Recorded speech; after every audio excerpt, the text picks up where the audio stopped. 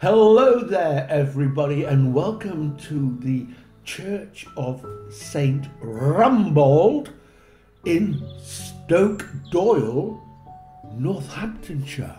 Quick, go to Google and title St. Rumbold, R-U-M-B-A-L-D, in, and you'll get nothing back. Yes, you'll get St. Rumbold with an O, but not St. Rumbold, bald, with an A.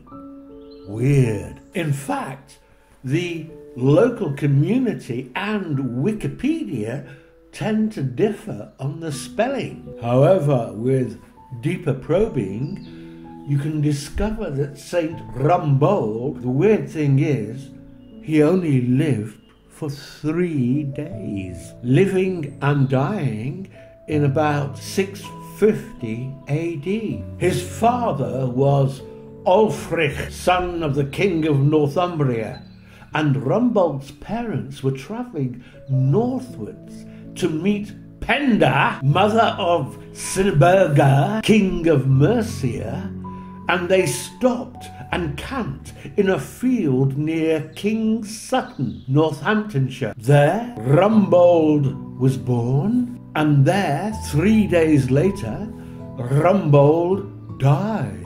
Now, and bear with me on this, Rumbold was very precocious from the start. On his very first day, he said 3 times in a loud voice, "I am a Christian," and sought a Christian baptism. Few people in England would have been Christians. There were immediate problems in finding a font to baptize him in. A suitable bowl-shaped stone in a nearby hut was suggested, but this was far too heavy to move. However, the infant, 1 day old, Rumbold, told his entourage, "Go back to the hut and bring the stone in the name of the Lord." This was then done miraculously, easily, and his baptism took place. The very next day,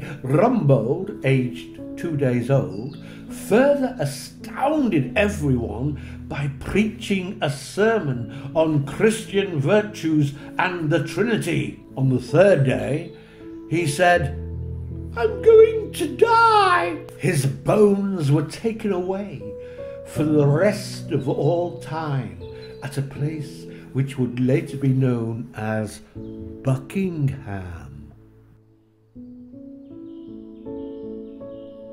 The church you can see here was built between the years of 1722 to 1725. It has a tower with angled pilasters on the top, a balustrade and obelisk pinnacles to each corner.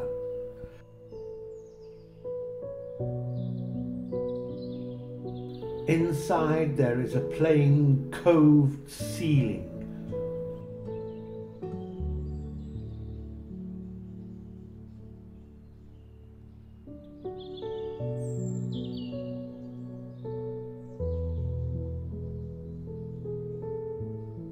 What we can't see, because this church was being restored when I visited, was the monument of Mrs. Frances Palmer, who died in 1638. You would see she lies stiffly on her side, head on hand, and elbow propping up her arm. Her husband kneels in front of her, as he should do, in profile.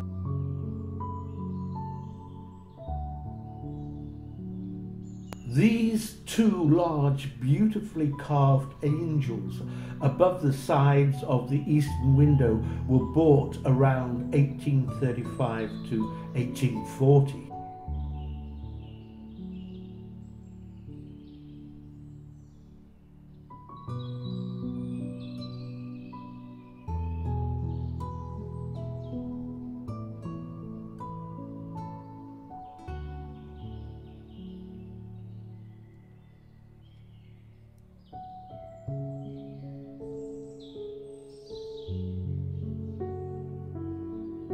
The font is on a baluster stem.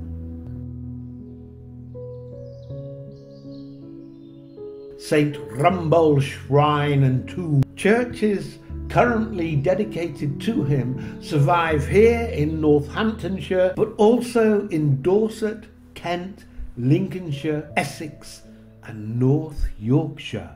What a precocious little fellow he was.